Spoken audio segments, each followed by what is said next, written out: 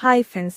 இந்த வீடியோல நான் மல்டி டிசிப்ளினரி அப்ரோச்னா என்ன, அதோட இம்பார்ட்டன்ஸ் என்ன அப்படின்றத பத்தி சொல்ல போறேன். எல்லா குழந்தைகளும் தனித்துவம் வாய்ந்தது ஐயா. ஸோ ஒரு குழந்தைகளுக்கும் அவங்களுக்கான தேவைகள் வேறுக்கணும். ஒரு தெரப்பி மட்டுமே எல்லா தேவைகளையும் பூர்த்தி பண்ண முடியாது. அதுக்கு தான் multi disciplinary approach.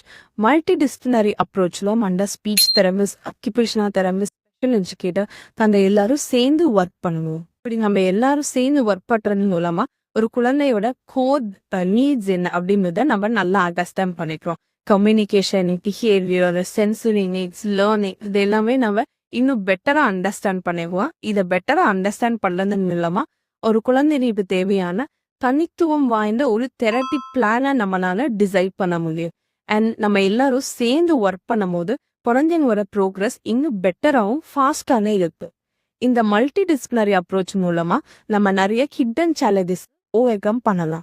Hidden challenges அப்படின்னா என்னன்னா, இப்போ ஒரு குழந்தையோட சென்சரி இஷ்யூஸ், ஸோ இப்போ சென்சரி இஷ்யூ இருக்கிற ஒரு குழந்தை ஸ்பீச் தெரப்பி அட்டென்ட் பண்ணும்போது அதுக்கான கான்சென்ட்ரேஷனும் ஃபோக்கஸும் கொடுக்க விடாது. அதனால ஸ்பீச்சோட அவுட்கம் அஃபெக்ட் ஆகும். அதே மாதிரி ஹைப்பர் ஆக்டிவா இருக்கிற ஒரு குழந்தைக்கு ரீடிங் ரைட்டிங் டிஃபிகல்ட்டா இருக்கலாம். ஸோ இதனால ஸ்பெஷல் எஜுகேஷனோட ப்ரோக்ரஸ் அஃபெக்ட் ஆகும். ஸோ இந்த மல்டி டிசிப்ளினரி டீம் அப்ரோச் மூலமா இதை நம்ம ஓவர் கம் பண்ணலாம்.